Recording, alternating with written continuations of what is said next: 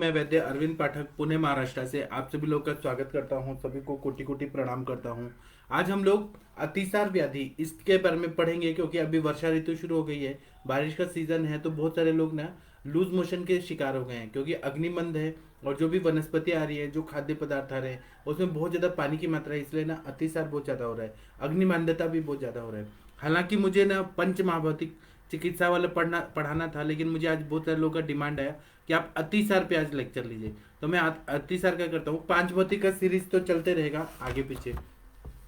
जब भी हमारे पास अतिसार के पेशेंट आते हैं, जब लूज मोशन के पेशेंट आते हैं, वर्षा ऋतु में ज्यादातर आते हैं पेशेंट, तो हमें कभी भी स्तंभन नहीं देना है। आमातिसार है, उसमें आचार्य लोगों ने स्तंभन के लिए पूरी तरह से निषेध किया है। आमातिसार में हमें स्तंभन नहीं देना है। अगर हमने स्तंभन देने वाली दवाई जैसे कुटजारिश दे दिया, संजीवनी गुटी दे दिया, बिल्वावले दे दिया, बिलाजिल दे दिया, कुछ ऐसे द्रव्य दे दिए जिससे स्तंभन हो, तो उससे अर्श व्याधि हो जाती है, ग्रहणी रोग हो जाता है, पांडु रोग हो जाता है, उदर रोग हो जाता है, संधिवात होता है, फिर अग्निमांद उत्पन्न होता है। ऐसा आचार्य लोगों ने कहा है। दूसरा ये बात है कि हमारे पास जब भी पेशेंट आते हैं, जैसे कि अर्श व्याधि के पेशेंट आते हैं, ग्रहणी रोगी आते हैं, पांडु रोगी आते हैं, उदर रोगी आते हैं, संधिवात के पेशेंट आते हैं, अग्निमांद्यता के आते हैं, तो हमें हिस्ट्री में जरूर निकालना चाहिए कि उनको जब ये व्याधि हुआ, अर्श वगैरह हुआ, तो उनको अतिसार हुआ था क्या, और अतिसार के लिए उन्होंने रोकने के लिए सलाइन लगा के एलोपैथी का कोई हायर एंटीबायोटिक, मेट्राडेनाजोल या ब्रॉड स्पेक्ट्रम एंटीबायोटिक कुछ ऐसे कोर्स किया है क्या? अगर वो किया है तो स्तंभन दिया है, आमातिसार में स्तंभन किया है, और उसके ही कॉम्प्लिकेशन से उपद्रव होके यह अर्श व्याधि, ग्रहणी रोग, पांडु रोग, फिर उसके बाद में उदर रोग, संधिवात और अग्निमंदता ये उत्पन्न हुआ है। तो स्तंभन नहीं देना है। आम अगर निकल रहा है तो उसको निकलने देना है, यह हमारे आचार्य लोगों ने बताया है। तो हमें यह रूल फॉलो करना चाहिए। उसी तरह से अगर वृद्ध लोग हैं, बूढ़े लोग हैं, और उनको ना बूढ़े लोगों को अगर बहुत ज्यादा अतिसार हो रहा है, तो उनमें हम लोग स्तंभन दे सकते हैं कि उनका जो शक्ति है वह क्षीण हो जाए। तो वृद्ध में अगर रस क्षय बहुत ज्यादा दिख रहा है, रसे रक्षम क्रम श्लोशोक लाने शब्द असहिष्णुता, रस में रुक्षता बहुत ज्यादा है, शब्द असहिष्णुता है, रुक्षता है, जैसे रक्षम समझ श्लोशो, थकावट बहुत ज्यादा है, ग्लानि बहुत ज्यादा है, शोष है, बहुत ज्यादा वीक पड़ गए, ऐसे डिहाइड्रेटेड हो गए, शोष जैसा सिम्टम है, तब हम उसमें स्तंभन दे सकते हैं वृद्ध लोगों को। और दूसरा क्या है कि अतिसार को कैसे पहचानना चाहिए, कि नॉर्मली हम जब मल त्याग करते हैं तो मल और मूत्र जो है आगे पीछे होता है, एक ही साथ नहीं होता है। लेकिन अतिसार ऐसी व्याधि है जिसमें मल मूत्र एक साथ होता है, और वो जो द्रव मल प्रवृत्ति, ये जो होता है लिक्विड फॉर्म में जब मल प्रवृत्ति होती है, उसको अतिसार बोलते हैं। अब मैं कुछ कुछ कंडीशन बताऊंगा, वैसे अतिसार में हमें किस तरह से क्या क्या मेडिसिन देना चाहिए, सारी हर्बल दवाइयां मैं बताऊंगा जो आप लोगों को मालूम है, लेकिन उसका एक बार रिपीटेशन होता है ना, तो दिमाग में वो सारी बातें याद आ जाती हैं। तो अगर पुरुष बलवान है और उसको ना रुक रुक के लूज मोशन हो रहा है, अतिसार हो रहा है, तो क्या करना है कि, और वो भी आम अतिसार स्टार्टिंग में हो रहा है, तो क्या करना है, एरंड तेल देना है या हरितकी का क्वाथ देना है, ताकि जो चिपका हुआ जितना आम है ना वो कोष्ठ से निकल जाए। और उसके बाद में एरंड तेल हरितकी देने के बाद, यही नियम है, यह देने के बाद फिर पाचन देना है। तो पाचन के लिए आप मुस्ता दे दीजिए, या फिर मैं कुछ पाचक द्रव्य बता रहा हूँ उसका प्रयोग कर सकते, या लवण भास्कर चूर्ण, हिंगवाष्टक चूर्ण, ये सब पाचन करने वाले द्रव्य दीजिए, या दाढ़ी मास्टक चूर्ण दीजिए, अजमोदादी चूर्ण दीजिए, या कोई आसवरिश दे दीजिए। पाचन करने के लिए क्या है, तो अगर आपने पाचन नहीं किया तो इससे ना बहुत सारी व्याधियां हो सकती हैं। तो पहले तो आम जितना निकल सकता है एरंड तेल और हल्दी की क्वाथ से उतना निकाल दें, उसके बाद में पाचन देना है। तो पाचन के लिए पिप्पली का प्रयोग बहुत अच्छा रहता है, सुंठी का प्रयोग अच्छा रहता है, धनिया का प्रयोग अच्छा रहता है, वचा का प्रयोग अच्छा रहता है, उशीर का प्रयोग अच्छा रहता है, मुस्ता का प्रयोग रहता है, बिल्व का। तो ये सब का क्वाथ बनाइए, अलग अलग भी दे सकते हैं। फिर से मैं बताता हूं, तो पिप्पली, शुंठी, धनिया, हरितकी, वचा, उशीर, मुस्ता और बिल्व, इसका काढ़ा बना के 1/4 विधि, मतलब एक भाग चूर्ण और 16 गुना पानी, इसको उबाल के 1/4 करके इसको क्वाथ बना के इसको देना है। तो इससे क्या होगा कि जो अतिसार है ना, वह आम का पचन होने से अपने आप ही वो व्याधि ठीक हो जाएगा। पहले हमने आम को निकाला, जितना कचरा निकल सकता है उतना निकाला। जैसे कि अगर दीवार पे चारकोल लगा हुआ है तो हम उसको निकालते हैं, उसी तरह से आम जो बहुत ज्यादा स्त्यान और बहुत ज्यादा चिपका चिपका आम है उसको निकल जाने देना चाहिए, और उसके बाद में पाचन द्रव्य देना चाहिए। तो पिपली, शुंठी, धनिया, हरितकी, वचा, मुस्ता, बिल्व, इसका काढ़ा बना के देने से यह बहुत अच्छा फायदा हो जाता है। इसी तरह से जो वृद्ध लोग हैं उनको अतिसार की प्रॉब्लम होती है, क्योंकि कंट्रोल पावर कम हो जाता है, उनको कभी कभी पैंट में ही लूज मोशन हो जाता है, उनका मतलब पाचन क्रिया बहुत वीक होता है। तो उनको क्या करना है कि कुछ काढ़ा बना के दिन भर में पीने के लिए थोड़ा थोड़ा देना है, उसमें थोड़ा सा चीनी या गुड़ डाल के उनको थोड़ा थोड़ा पीने के लिए देना है। ये पाचन भी करते रहेगा और अग्नि को प्रदीप्त करता रहेगा। तो वृद्धों के लिए क्या बताया है, तो शुंठी, शुंठी जो है वो ग्राही भी है, दीपन पाचन भी है, और मतलब अच्छा है, बहुत ही अच्छा द्रव्य है। तो शुंठी का प्रयोग करें, मुस्ता का प्रयोग करें, अतिविषा, बिल्व, धान्यक, उशिर और श्योनाक नाम का वनस्पति है उसका चूर्ण, इसका ना पूरे दिन में काढ़ा बना दीजिए। 120 ml दिन भर में थोड़ा थोड़ा सिप बाय सिप 120 ml इतना पीना है। तो इससे वृद्धों लोगों को बहुत अच्छा फायदा होता है। या बड़े लोग भी कोई भी और भी पीना चाहते हैं, एडल्ट लोग पीना चाहते हैं तो उनके लिए भी ठीक है, लेकिन वृद्धों के लिए ज्यादा ये कारगर होता है। शुंठी, मुस्ता, अतिविषा, बिल्व, धान्यक, उशिर और शोनाक, इसका प्रयोग करने से बहुत ही अच्छा फायदा होता है। इसी तरह से अगर पेट में मरोड़ आ रहा है, कॉली की पेन हो रहा है और लूज मोशन हो रहे हैं और बार बार हो रहा है, जैसे आंव पड़ा हुआ है, एमीबिक डिसेंट्री जो बोलते हैं, अमीबिया की वजह से, उसका इन्फेक्शन की वजह से हो रहा है, ऐसा बोलते हैं, फूड पॉइजनिंग की वजह से हो रहा है, या गंदा पानी पीने की वजह से, या गंदा खाना खा लिया, बाहर का स्ट्रीट फूड कुछ खा लिया और लूज मोशन बहुत ज्यादा लग गया है, किसी ना किसी तरह से अत्यंबू पान पी लिया, ठंडा पानी पी लिया और लूज मोशन हो रहा है, तो क्या करना है कि इसमें पेट में मरोड़ आ रहा है, पीठ में दर्द भी हो रहा है, ज्वाइंट्स में भी पेन हो रहा है, तो क्या करना है, तो शाली परनी, कृष्णी पर्णी, सौंफ, शुंठी, धनिया, उशीर, अतिविषा और बिल्व, इसका काढ़ा बना के और पीने के लिए देना है सुबह शाम। फिर से मैं बताता हूं, तो शाली पर्णी, कृष्णी पर्णी, सौंफ, शुंठी, धनिया, उशीर, अतिविषा और बिल्व, इसका काढ़ा देंगे तो यह संधिशूल, अतिसार, पृष्ठ में जो पेन हो रहा है, फिर उसी तरह से पेट में मरोड़ आ रहा है, इन सब पे बहुत ही अच्छा काम करता है। इसी तरह से एक शंखोदर रस करके आता है, वह 125 mgm एक एक रत्ती को 3-3 घंटे पे देना है। शंखोदर रस अतिसार के कंडीशन में सबसे अच्छा दीपन पाचन और अतिसारक ऐसा बताया गया है। इसी तरह से जाति फलादि चूर्ण, आप लोग को मालूम होगा जायफल से बनता है, जाति फलादि चूर्ण को तक्र के साथ आधा आधा चम्मच देना है, 4 से 6 बार तक दिन भर में देना है। फिर से मैं बताता हूँ, जाति फलादि चूर्ण को तक्र के साथ 1/4 चम्मच देना है दिन में, तक्र के साथ देना है, मट्ठा जो रहता है उसके साथ देना है, 4 से 6 बार तक अगर दे दिया जाए तो अतिसार में बहुत अच्छा फायदा होता है। इसी तरह से आनाह है, पेट में बहुत ज्यादा गुड़गुड़ हो रहा है, अनाह युक्त और रुक रुक के मल प्रवृत्ति हो रही है, साम मल का कोटिंग भी है, पेट फुला हुआ भी है, एब्डोमिनल डिस्टेंशन भी है, थोड़ा थोड़ा आम निकल रहा है और इसमें बहुत ज्यादा पेट भी दुख रहा है और पेट ऐसे फुला हुआ है और अतिसार हो रहा है, तो क्या करना है कि सुशेखर रस और प्रवाल पंचामृत एक एक या दो दो गोली पेशेंट के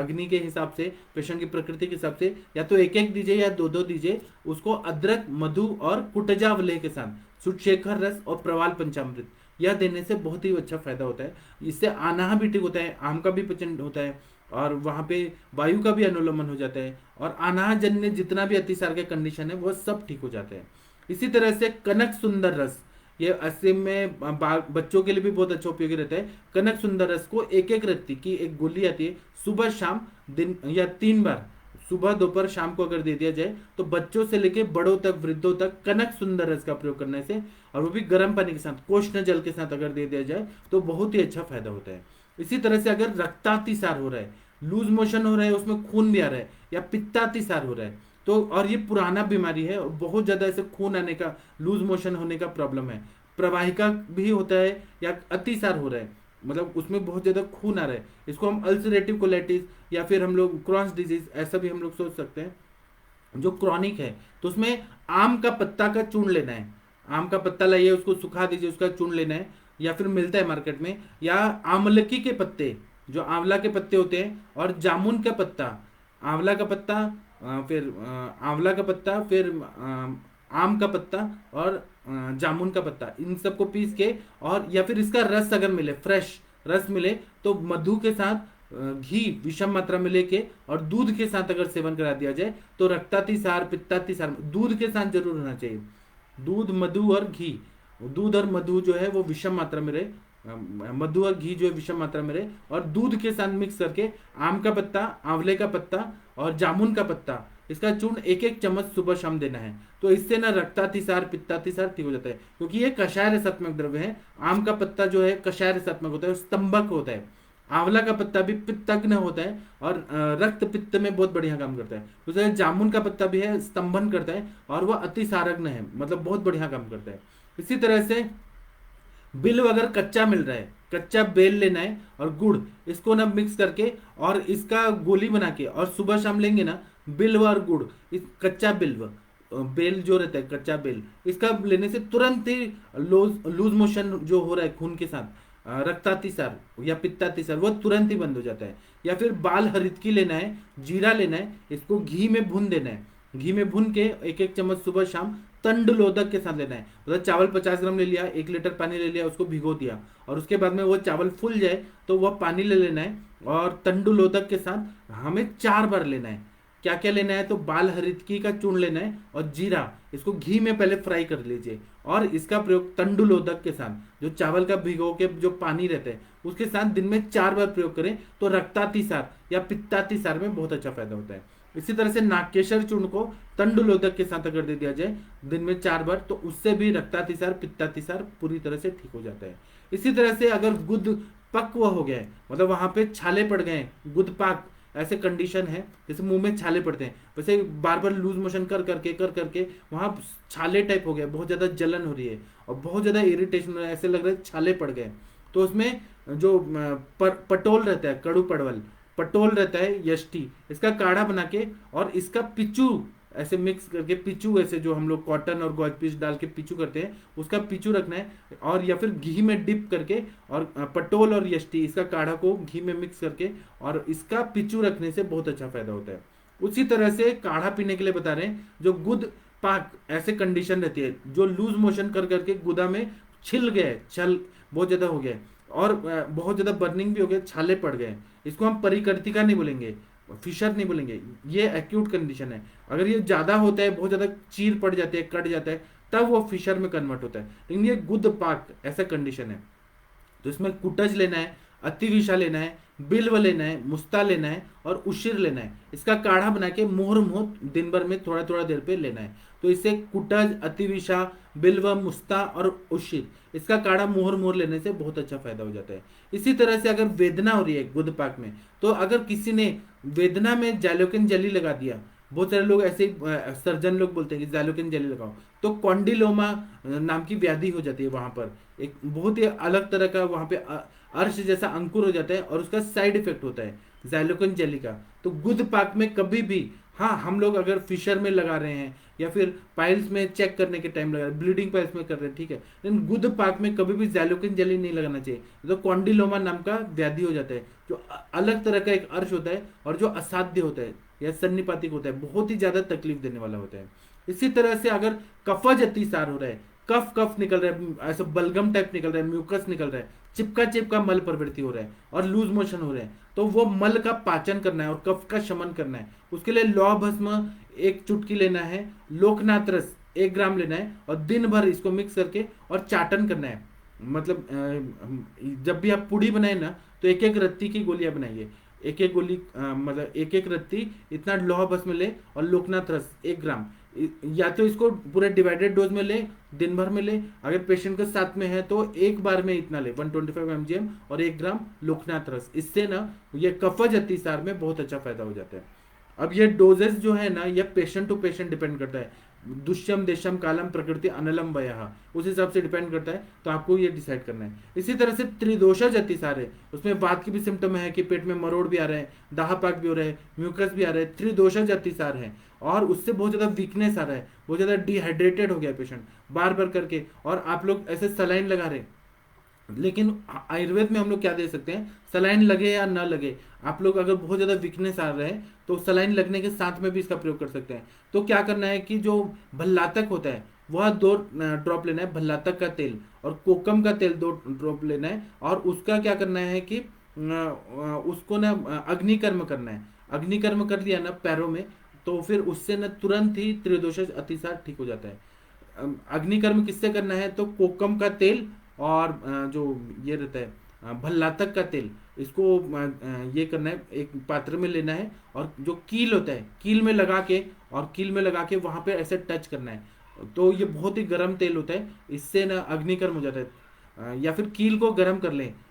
किसी से पकड़ के कील को गर्म करें और वो तेल में डिप करके, और पैरों में जो अंगुष्ठ मूल है और पैर की दूसरी उंगली है उसके बीच में टच करना है। तो उससे ना पूरी तरह से ये जो अग्नि कर्म करने से, और वो भी भल्लातक तेल है, कोकम तेल है, इसका प्रयोग करने से बहुत अच्छा त्रिदोष अतिसार में फायदा होता है। इसी तरह से अगर उल्टी भी आ रही है, वॉमिटिंग हो रही है और लूज मोशन हो रहा है, बीपी डाउन हो रहा है, बहुत ज़्यादा प्यास लग रही है, फीवर भी है, ऐसे कंडीशन में पेशेंट आ रहे हैं, तो जो छुई मुई का जो प्लांट होता है उसका चूर्ण लेना है, जिसको हम लज्जालू भी बोलते हैं, वह लेना है छुई मुई। उसी तरह से अतिविषा लेना है, मुस्ता लेना है, शुंठी लेना है, उशिर लेना है, धातकी लेना है, कुटज लेना है, इंद्रव लेना है, बिल्व, इसका काढ़ा अगर दे दिया जाए तो उल्टी और अतिसार और बीपी डाउन होना, ज्वर आना और प्यास लगना, इन सब में ठीक होता है। फिर से मैं बताता हूँ, तो लज्जालू या छुई मुई लेना है, अतिविषा लेना है, मुस्ता लेना है, शुंठी लेना है, उशिर लेना है, धातकी लेना है, कुटज लेना है, इंद्रव लेना है, बिल्व, इसका काढ़ा देने से उल्टी और लूज मोशन, मतलब छर्दी और अतिसार, इनमें बहुत अच्छा फायदा होता है। इसी तरह से पूरा बॉडी में स्वेलिंग है और अतिसार हो रहा है, शोथ और अतिसार ऐसी कंडीशन है, तो एक काढ़ा है जो देने से बहुत अच्छा फायदा होता है। तो देवदार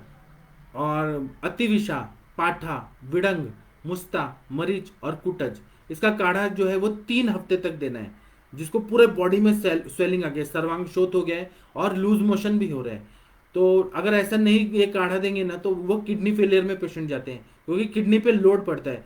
किडनी अगर चेक करके देखेंगे ना सोनोग्राफी में, तो हाइड्रोनेफ्रोसिस ऐसी कंडीशन रहती है कि अतिसार भी हो रहा है और सूजन भी है। तो देवदार, अतिविषा,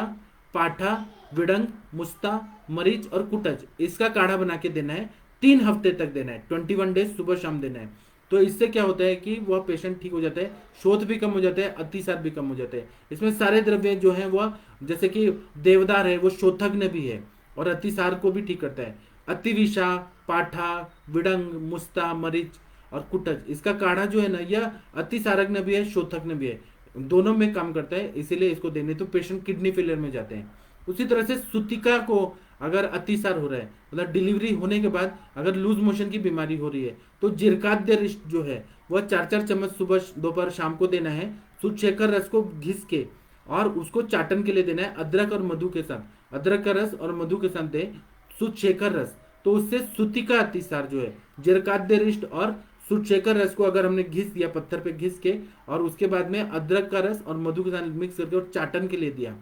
तो इससे सुतिका अतिसार में बहुत अच्छा फायदा होता है। इसी तरह से अगर इंटेस्टाइन में स्वेलिंग है, बहुत ज्यादा ऐसा इन्फ्लेमेशन है और अतिसार हो रहा है, हमने सोनोग्राफी करा के देखा और ऐसा पता चला कि इंटेस्टाइन में इन्फ्लेमेशन है, कोलाइटिस हुआ है और लूज मोशन हो रहा है, और मुंह में छाले पड़े हैं, हृदय में दाह, हृदय दाह हो रहा है, और पेट में अगर हम लोग स्पर्श करते हैं तो बहुत ज्यादा गरम गरम, पेट को ऐसे टच करने से पता चलता है पेट में बहुत ज्यादा गर्म हो रहा है। तो रस परपट्टी को 500 mgm और जसद भस्म जो रहता है, यशद भस्म 125 mgm, इसका 3 भाग करना है मिक्स करके, और यह भृंग राजस्व के साथ देना है। तो इंटेस्टाइन में जो स्वेलिंग है उसमें बहुत अच्छा फायदा होता है, और अतिसार में भी बहुत अच्छा फायदा होता है। फिर से मैं बताता हूँ, तो रस परपट्टी 4 रत्ती 500 mgm लेना है, और यशद भस्म 1 रत्ती लेना है, इन सबको मिक्स करके 3 भाग करना है, और दिन में सुबह, दोपहर, शाम को भृंग राजस्व के साथ देना है। जो इंटेस्टाइन में स्वेलिंग है और अतिसार हो रहा है, मुखपाक हो रहा है, हृदय हो रहा है, और पेट में गर्मी ऐसे स्पर्श करने पे लग रहा है, वह सब पूरी तरह से ठीक हो जाता है। यह एंटी इंफ्लेमेटरी ड्रग है, रस परपटी और यशद भस्म। इसी तरह से अगर मानसिक आघात है, किसी ने लाइफ में कुछ ऐसी घटना हो गई, किसी का दुख बहुत ज्यादा बढ़ गया है, शोक में है पेशेंट, मानसिक आघात हो गया और अतिसार हो रहा है, किसी का एक्सीडेंट हो गया, या फिर किसी की गर्लफ्रेंड भागी और वो टेंशन में, डिप्रेशन में अतिसार हो रहा है, या पैसे का लॉस हो गया, या चोरी हो गया, घर में डकैती हो गई, किसी ना किसी तरह से मानसिक आघात होकर अतिसार हो रहा है, तो अभ्रक भस्म 1 रत्ती लेना है, वराटिका भस्म 2 रत्ती लेना है, और द्राक्षारिष्ट के साथ सेवन कराना है। अभ्रक भस्म 1 रत्ती, वराटिका भस्म जो है वह 250 mgm, जिसको हम कपर्दक भी बोलते हैं, कपर्दिका भस्म जो है, और उसको द्राक्षारिष्ट के साथ देना है। तो इससे मानसिक आघात और अतिसार, शोकातिसार जो रहता है उसमें बहुत अच्छा फायदा होता है। इसी तरह से पेट में कीड़े हैं कृमि है और अतिसार हो रहा है, तो संजीवनी गुटी को एक एक गोली सुबह शाम देना है, और कृमि कंटक रस दो दो गोली सुबह शाम देना है। कृमि और अतिसार अगर हो रहा है तो कृमि कंटक रस दो दो गोली सुबह शाम, संजीवनी गुटी एक एक गोली सुबह शाम। और इसमें आप लोग और देना चाहें तो कृमि कुठार रस, कृमि मुदगर रस, विडंगा रिष्ट, कुटजा रिष्ट, इन सबको हम दे सकते हैं। तो कृमि कुठार रस या विडंग चूर्ण को कुटजा रिष्ट के साथ दें तो कृमि और अतिसार में बहुत अच्छा फायदा होता है। इसी तरह से जीर्णातिसार है, क्रॉनिक अगर बहुत ज्यादा ये इंफ्लेमेशन होके और क्रॉनिक फॉर्म में लूज मोशन डिसेंट्री लगा है, और कभी कभी भी हो जाता है, कभी भी हो जाता है, तो रस परपटी एक एक रत्ती को दिन में 3 बार बकुलाद्य रिष्ट या कुटजा रिष्ट के साथ अगर दें तो जीर्ण अतिसार जो रहता है, जीर्ण लूज मोशन जो क्रॉनिक डिसेंट्री है, जो कभी भी हो जाता है, कभी भी कब आता है, कभी भी जाता है, तो उन सब में ये रस परपटी को एक एक रत्ती दिन में 3 बार कुटजा रिष्ट या बकुला रिष्ट के साथ अगर दे दिया जाए तो बहुत अच्छा फायदा होता है। इसी तरह से जो छोटे बच्चों को समर में डायरिया होता है तो प्रत्येक पदार्थ में शंख भस्म मिक्स करके अगर चाटन के लिए दे दिया जाए, मतलब उनके खाने में भी एक चुटकी शंख भस्म डाल दीजिए, दाल में भी डाल दीजिए, शंख भस्म पता नहीं चलता है तो शंख भस्म डाल दिया, तो यह पूरी तरह से अतिसारग्न होता है। इसी तरह से अगर अतिसार का पेशेंट है तो कुछ परहेज बोलना चाहिए, उसको एक तरह से लंघन दे देना चाहिए और आम का पचन होने का टाइम देना चाहिए। तो उसमें क्या करना है कि चावल का जो मंड रहता है, मंड मतलब एक भाग चावल हो गया, 14 गुना पानी हो गया, उसको उबाल दिया और उसके बाद में वो छान दिया, तो जो मंड होता है चावल पकने तक उबालना है, तो वो जो 14 गुना पानी है चावल पकने तक जो हम करते हैं इसको मंड बोलते हैं, या पीने के लिए देते हैं तो अग्नि को प्रदीप्त करता है और मूत्र की उत्पत्ति करता है। आप लोग ने जो मॉडर्न के जो डॉक्टर्स होते हैं, जो नेफ्रोलॉजिस्ट होते हैं, वहां पे पेशेंट जब एडमिट होते हैं, जो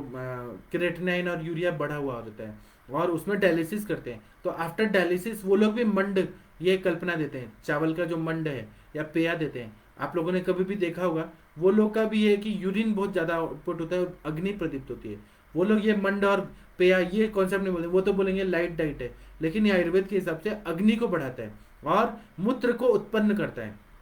उसी तरह से मूंग दाल का जो यूश होता है उसका प्रयोग करते हैं और उसमें धनिया, जीरा और काला नमक डाल के और यूश को देना है, धनिया जीरा। तो मुद्ग यूश जो रहता है, दाल को उबाल के जो पानी रहता है वह अगर दे दिया जाए मूंग दाल का, तो यह भी अग्नि को प्रदीप्त करता है और यह पथ्य कारक होता है। उसी तरह से क्या करना है कि कुछ अलग तरह का यूश लेना है, उसमें तिल लेना है, जीरा लेना है, बेल लेना है, इसको डाल के मूंग दाल में डाल के और पानी के साथ उबाल के इसका प्रयोग करेंगे तो ये पाचक भी है, अनुलोमक भी है। इसमें तिल लेना है, जीरा लेना है, बेल डाल के और मुद्ग, इन सबको मिक्स करके और इसका यूज बना के देना है, तो ये पाचक भी है और अनुलोमन का भी कार्य करता है। इसी तरह से तक्र का कढ़ी बनाना है, जैसे तक्र को आपने ले लिया, दही एक भाग लिया, एक पाव दही लिया और 2 लीटर पानी लिया, उसको मिक्स कर दीजिए और उसके बाद में उसमें हल्दी डालिए और थोड़ा सा छौंक वगैरह लगा देना है, उसको उबाल देना है। उबालने के बाद जो वो तक्र की जो कढ़ी है जिसमें हम लोग हल्दी के अलावा और मतलब सिंपल मसाले डाल रहे हैं, बेसन नहीं डाल रहे हैं, तक्र की कढ़ी, यह नागपुर साइड में विदर्भा में बहुत चलता है और इसमें अदरक और लहसुन थोड़ा डाल के और तीखा बना के अगर इसका प्रयोग किया जाए तो अतिसार में पथ्यकारक होता है। अगर अतिसार में आपने 3-4 दिन यही तक्र की कढ़ी को अगर दे दिया तो ये बहुत ज्यादा पथ्यकारी होता है। इसी तरह से कोकम का जो शरबत होता है वह देने से भी बहुत अच्छा फायदा होता है। इसी तरह से चांगेरी का सब्जी बनाना है, मूली का सब्जी बनाना है, परवल का सब्जी बनाना है, लौकी का बनाना है, उसी तरह से केले का फूल का बनाना है और कपित्त का बनाना है, कोकम का इसकी चटनी बना के अगर दे दिया जाए, फिर से मैं बताता हूँ, तो चांगेरी की चटनी बनाइए या फिर मूली की चटनी बनाइए या फिर परवल की चटनी बनाइए या लौकी की बनाइए या फिर केले के फूल का चटनी बनाइए या मक्खन इसमें डाल के और कपित्त डाल के या कोकम, इन सब का मिक्स करके या अलग अलग भी चटनी बना के अगर देंगे तो यह अतिसार में बहुत अच्छा फायदा होता है। इसी तरह से षडंगोदक जो रहता है, मुस्ता परपट कोशी चंद्रोदिच्य नागरे, मतलब मुस्ता परपटक उदिच्य, मुस्ता परपट कोशी चंद्रोदिच्य नागरे, इन सब का अगर काढ़ा बना के षडंगोदक सिद्ध जल अगर पीने के लिए दे दिया जाए, पेशेंट को 2-3 दिन तक यही रख दिया जाए जब तक उसको शुद्ध प्रवृत्ति नहीं होती है, भूख नहीं लगती है, अगर ऐसा कर दिया जाए तो उसको बहुत ही अच्छा अतिसार में वो पथ्यकारी रहता है। भूख लगे तो आप खाने को ले दीजिए ना, लेकिन अगर भूख नहीं लग रही और लूज मोशन हो रहा है तो आपको षडंगोदक पर रख देना चाहिए। इसी तरह से गुड़ूची का शीर पक देना चाहिए। एक बार एक भाग आप गुड़ूची का चूर्ण लीजिए और 1 गिलास पानी लीजिए और 1 गिलास दूध लीजिए। इसको उबाल के 1 गिलास दूध रहने तक उबालते रहना है। अगर गुड़ूची का शीरपाक का प्रयोग कर दिया जाए तो यह भी बहुत ज्यादा पथ्यकारी होता है। इसी तरह से पंचतिक्त घृत का भी प्रयोग कर दिया जाए, 1-1 चम्मच या 2-2 चम्मच, तो अतिसार में वह बहुत अच्छा इंफ्लेमेटरी चेंजेस में बहुत अच्छा कारगर सिद्ध होता है। इस तरह से अतिसार की मैंने चिकित्सा बताने का कोशिश किया। असली में हमें